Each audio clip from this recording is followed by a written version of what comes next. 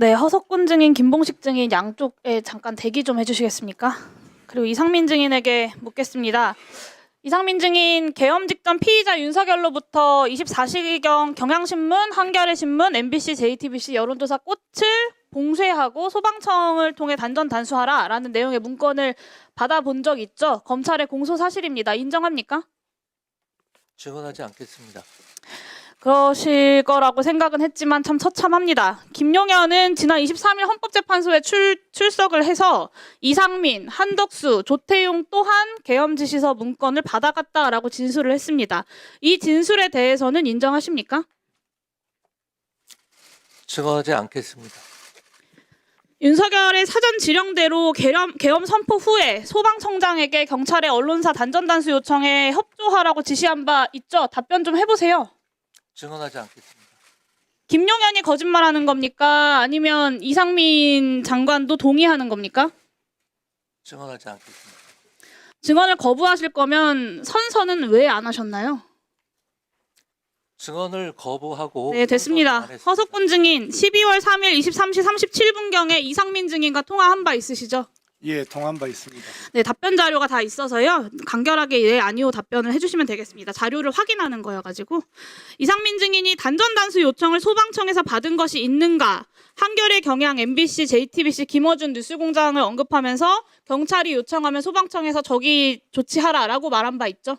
그렇게 기억하고 있습니다. 네. 이상민 증인은 시종일관 이걸 부정하고 있습니다. 경찰에 출석해서도 그렇게 부정을 했다고 보도가 나왔는데요. 그러면 허석군 증인과 이상민 증인 둘 중 하나는 거짓말을 하고 있는 거겠죠?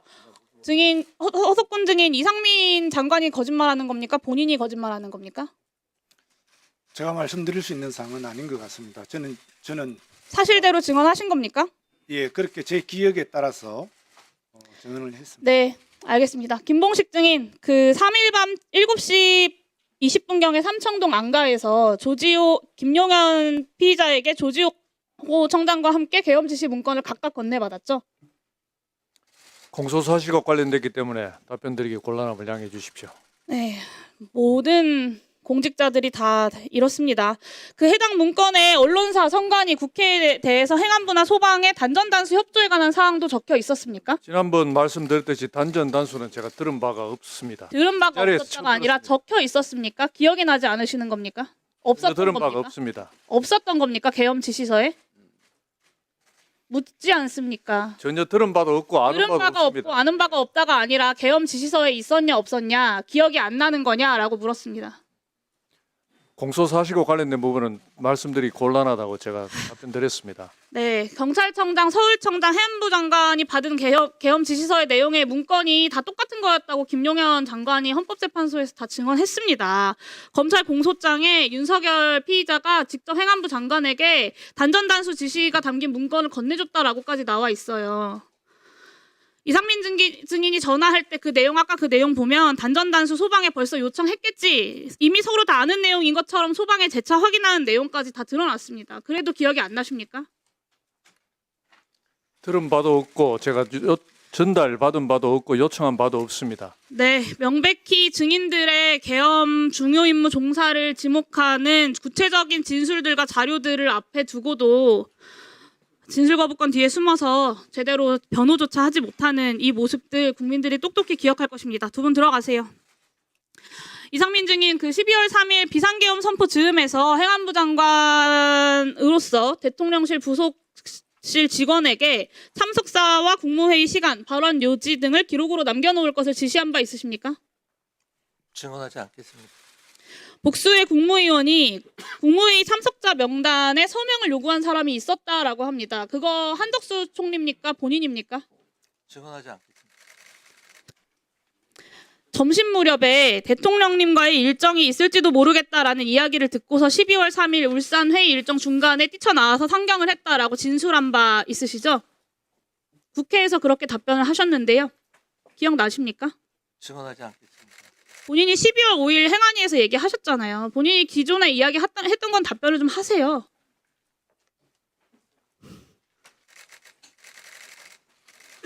해당 이야기 점심 때 윤석열로부터 직접 전화 받았습니까? 서울로 올라오라고? 저녁 때 일정이 있을 수 있다?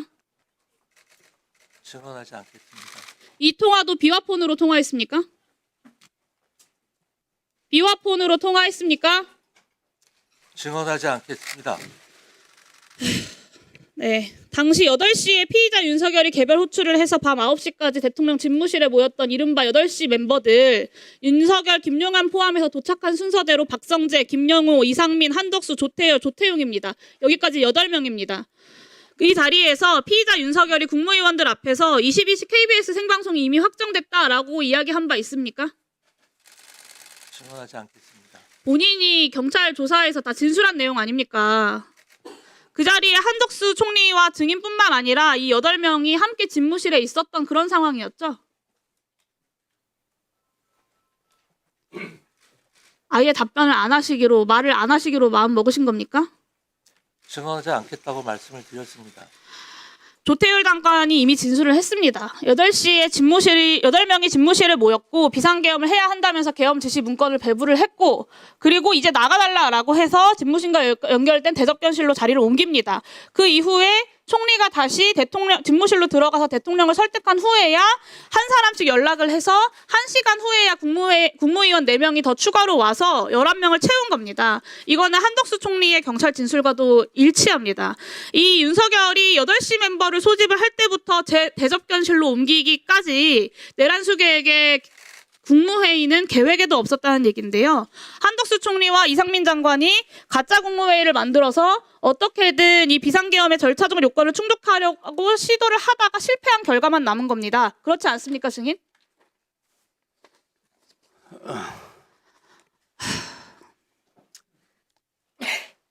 내란 중요임무 종사로 국회 침탈과 언론사 단전 단수를 시도한 것도 모자라서 국무위원들 부르고 회의록 갖추고 서명 요구까지 네.